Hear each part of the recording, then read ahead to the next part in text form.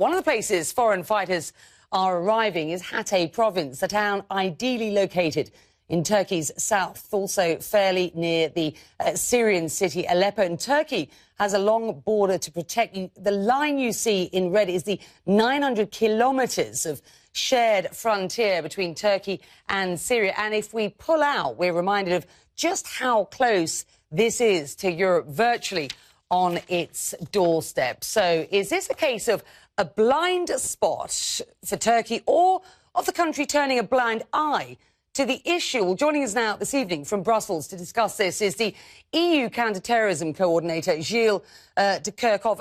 And so we thank you very much indeed for joining us. Nick's report will be very disturbing to many of our viewers. Is it a report that surprises you? Not at all. It's an issue we've been working on these last 12 months at least. The 28 ministers of interior have considered all this and agreed last June on a package of measures to address the problem. First, to stem the flow of young Europeans leaving for the jihad in Syria, but also to be prepared for the day they will come back. All right, well, it's not working, is it? Because they're still going in, apparently. So what do you do next? Yeah, but many have been prevented, and it's a difficult issue because many of them are not known by the police. In a way, they fly under the radar. They're not known by the police. They use normal tourist routes. They use authentic travel documents. So it's a huge challenge for the security services and the local police. How many people are we talking about here? How many people? Yes. It's difficult to assess a concrete figure, but I would say above 800. Above 800? How often? Are we talking? Yeah. Are we talking a week here? A month? No. All in all, the number of Europeans having been there, but it's not only Europeans. It's coming from different places, from the Balkans as well, something like 300 to 400, from North Africa and a lot from Tunisia, in the region, and from Russia, in Dagestan and Chechnya. All right. What talks have you had with your Turkish counterparts to help resolve this? And do they need to do more at this point? They are very helpful for the time being. We, of course, work very closely with the Turks for a long period of time in the field of counterterrorism. We try to help them on the fight against the PKK. They have started a peace process with Öcalan. So this is a country which, as was said before in your program, which knows what terrorism means.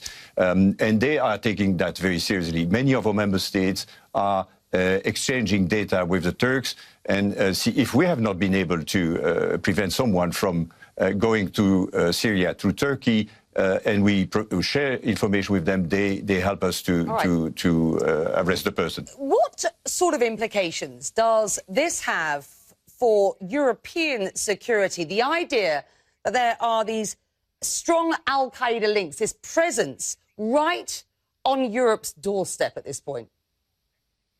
I would say it's not that much at the border and the doorstep of Europe. I would say it's within Europe, because many of our would-be jihadists are joining the most extremist group, al-Nusra, or the Islamic State of Iraq and the Levant, where they get training on how to use explosives and weapons.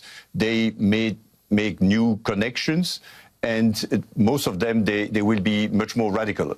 So when they get back to Europe, they may be tempted to inspire others to join the jihad and go to Syria as well. Or some of them, few, may be even direct to mount attack in Europe. So it's within, the threat is within Europe boundaries. And you make a very good point about this radicalisation of the youth in Europe. While I've got you with us, how concerned are you about radicalised youth out of Europe and elsewhere, heading for Somalia at this point? I'm thinking about links with al-Shabaab. For the time being, the flow goes to Syria. It's easy to reach, much more than the other classical hotspot, Pakistan, Somalia, Yemen. You can just buy a cheap flight and go to Turkey and find someone to help you to cross the border. So it's mainly, the magnet is now mainly in Syria. We have some cases of European Somalians, like we've seen in America, some American Somalian who go to Somalia, but it's not on the same scale. Sir, we thank you very much indeed for